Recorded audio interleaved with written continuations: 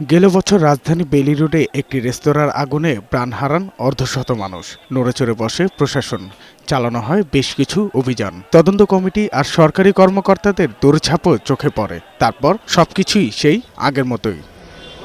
আবাসিক ভবনে বাণিজ্যিক কার্যক্রমে ট্রেড লাইসেন্স ইস্যু না করার বিধান থাকলেও সিটি কর্পোরেশন নিজেই এমন রেস্তোরাঁকে দিয়েছে লাইসেন্স। মিরপুর, ধানমন্ডি সহ পুরো রাজধানীতে নকশা বহির্ভূত রেস্তোরাঁ অগণিত। গেল ২৮ এপ্রিল নকশা বহির্ভূত রেস্তোরাঁয় ইস্যুকৃত সেই সব লাইসেন্স বাতিল করেছে ঢাকা দক্ষিণ সিটি কর্পোরেশন। এমন সিদ্ধান্তে রেস্তোরাঁ ব্যবসায়ীরা বলছেন, মৌসুমী উদ্যোগে প্রায় বিপাকে পড়তে হয় মালিকদের। ভয় না দেখিয়ে স্থায়ী সমাধান চান তারা। লিস্ট দিয়ে দেন যে আমাদের এই সার্টিফিকেটগুলো লাগবে বা এই কাজগুলো লাগবে।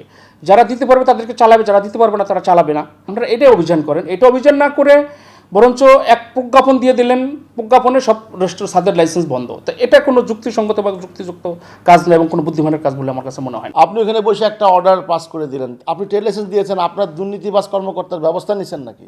নেন নাই তো আপনি। তো আপনি তো সমান, আপনি যদি এটার বস হন ওই প্রতিষ্ঠানের, আপনি তো সমানভাবে দায়ী।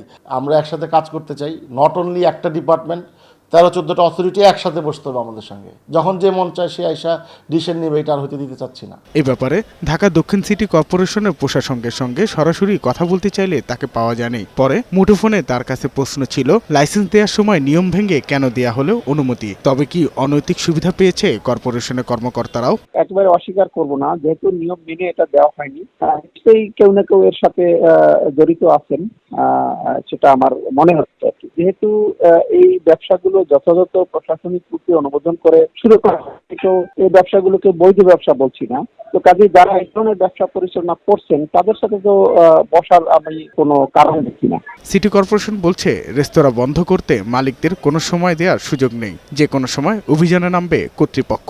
তো আমরা যেহেতু তাদের লাইসেন্স বাতিল করেছি, নিশ্চয়ই তারা নিজ উদ্যোগে সরিয়ে নিবে। তারা সরিয়ে না নেয় তখন আমরা আবার সিদ্ধান্ত নেব যে কখন থেকে এগুলোর অভিযান শুরু করব। ভোজন রসিক বাঙালির খাবার বিনোদন নিরাপদ রাখতে কথায় নয়, কাজে প্রমাণ দেওয়ার আহ্বান নগরবাসীর।